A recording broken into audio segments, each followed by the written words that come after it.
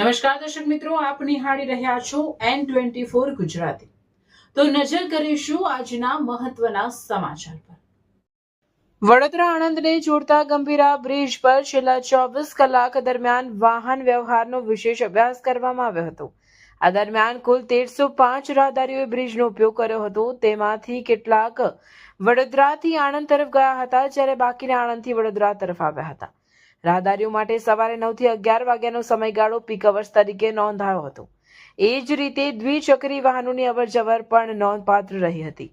કુલ 14,551 બાઇકો bridge પરથી પસાર થઈ હતી, જેમાંથી 7,252 બાઇક વડોદરાથી આણંદ તરફ અને 7,299 બાઇક આણંદથી વડોદરા તરફ આવી હતી। ખાસ કરીને સવારે 7 થી 10 વાગ્યા દરમિયાન 3,830 બાઇક પસાર થતા સૌથી વધુ ટ્રાફિક નોંધાયો હતો। સાંજે 5 થી 6:30 વાગ્યા દરમિયાન પણ પીક અવર્સ જોવા મળ્યા હતા। માર્ગ અને મકાન વિભાગ દ્વારા તમામ વાહન ચાલકોને નિર્ધારિત ગતિ મર્યાદાનું પાલન કરવા અનુરોધ કરવામાં આવ્યો હતો।